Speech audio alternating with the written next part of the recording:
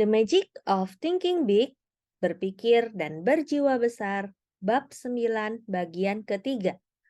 Berpikir positif terhadap orang lain. Baru-baru ini, saya dan seorang rekan didapuk melakukan penyaringan awal seorang pelamar kerja untuk penjualan industri. Kami mendapati bahwa si pelamar, namanya Ted, memiliki beberapa kualifikasi yang mengesankan. Ia sangat cerdas, berpenampilan rapi, dan sangat berambisi. Namun, kami menemukan sesuatu yang menyebabkan kami mendiskualifikasikannya untuk sementara. Kekurangan terbesar Ted adalah ia ingin orang lain tampil sesempurna mungkin. Ted merasa terganggu oleh banyak hal remeh seperti kesalahan tata bahasa, kebiasaan merokok, gaya berpakaian yang buruk, dan lain-lain. Ted sangat heran ketika mengetahui fakta tentang dirinya sendiri. Namun, karena ingin memperoleh pekerjaan bergaji tinggi, ia lalu bertanya pada kami apa saja yang harus dilakukannya untuk mengatasi kelemahan itu. Kami menganjurkan 3 hal. Yang pertama, sadar tidak ada manusia yang sempurna. Memang ada segelintir orang yang nyaris sempurna melebihi orang lain, tapi tidak ada orang yang 100% sempurna. Ciri khas manusia paling lumrah adalah berbuat salah. Kita sering berbuat salah. Kedua, sadar orang lain berhak berbeda dari Anda. Jangan pernah bersikap seperti Tuhan. Jangan membenci orang lain karena kebiasaan mereka berbeda dengan kebiasaan Anda atau karena mereka lebih menyukai pakaian, agama, partai, atau mobil yang berlainan dengan Anda. Anda boleh tidak setuju dengan perbuatan orang lain, tetapi jangan membenci ia karena melakukannya. Ketiga, jangan menjadi pembaru. Tanamkan falsafah hidup dan biarkan hidup dalam diri Anda. Kebanyakan orang tidak suka dikatai Anda salah. Anda memang berhak mengungkapkan pendapat pribadi Anda, namun kadang lebih baik Anda menyimpannya dalam hati. Ted sungguh-sungguh melaksanakan anjuran kami tersebut. Beberapa bulan kemudian, ia sudah mempunyai wawasan baru. Kini, Ted menerima orang lain apa adanya karena tidak ada yang 100% benar dan 100% salah. Lagi pula, kata Ted, apa yang dulunya menyesatkan saya kini membuat saya heran. Saya rasa dunia ini akan menjadi dunia yang menjemukan andai semua orang serupa dan sempurna. Catat fakta kunci sederhana berikut.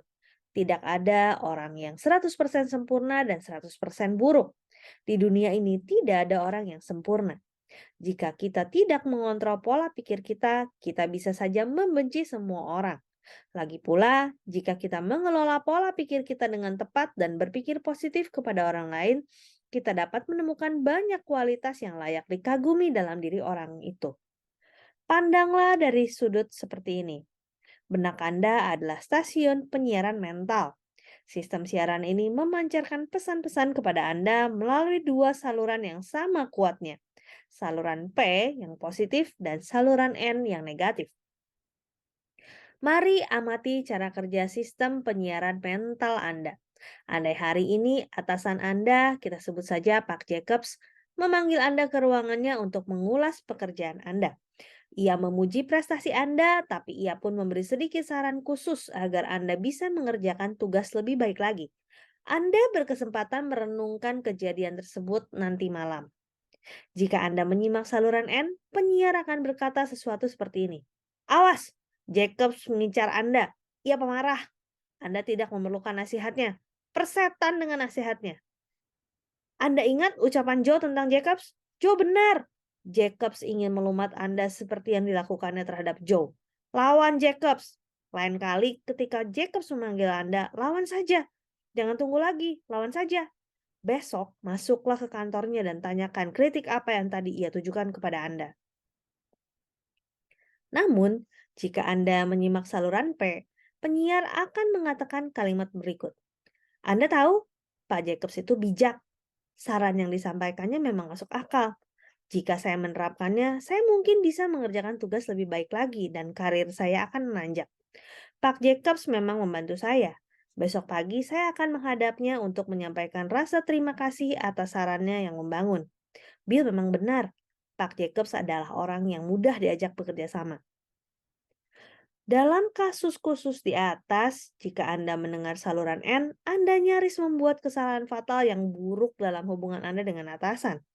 Namun jika Anda mendengar saluran P, Anda pasti menarik manfaat dengan mendengar saran atasan dan mendekatkan diri Anda dengannya secara pribadi.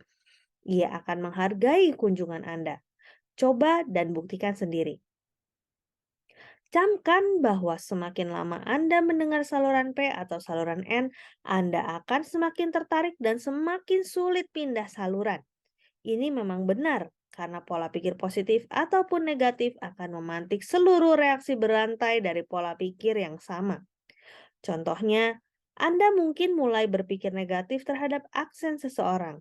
Kemudian Anda akan terus berpikir negatif tentang hal yang sebenarnya tidak terkait seperti keyakinan agama dan politiknya, mobil yang dikendarainya, kebiasaan pribadinya, hubungan dengan istrinya, bahkan cara orang itu menyisir rambutnya tidak luput dari penilaian negatif Anda. Pola pikir seperti itu akan menyesatkan Anda. Andalah yang menentukan pola pikir Anda, sehingga Anda harus mengelola stasiun penyiaran pikiran Anda. Ketika pikiran Anda tertuju kepada orang lain, biasakan diri Anda mendengar saluran P. Jika saluran N menyeruak masuk ke benak Anda, hentikan, kemudian ubah saluran. Anda harus memikirkan satu kualitas positif seseorang untuk mengubah saluran di benak Anda. Dalam reaksi berantai, pikiran positif tersebut akan menimbulkan serentetan efek positif, dan Anda pun akan merasa bahagia.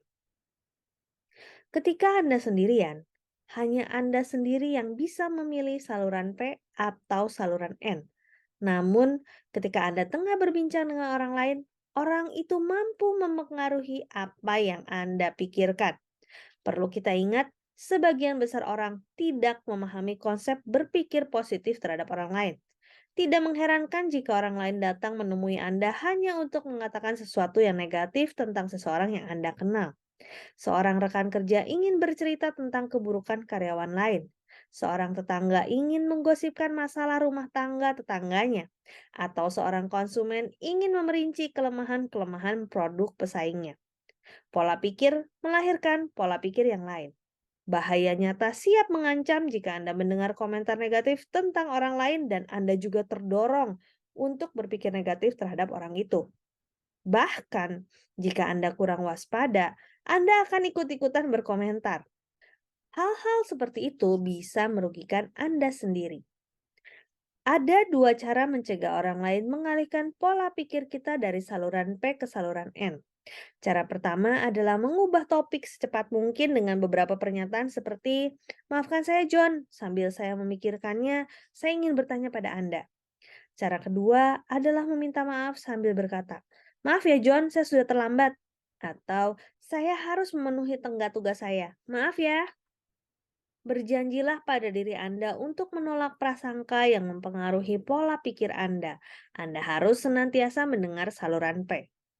Begitu Anda menguasai teknik berpikir positif terhadap orang lain, Anda dijamin merengkuh kesuksesan yang lebih besar.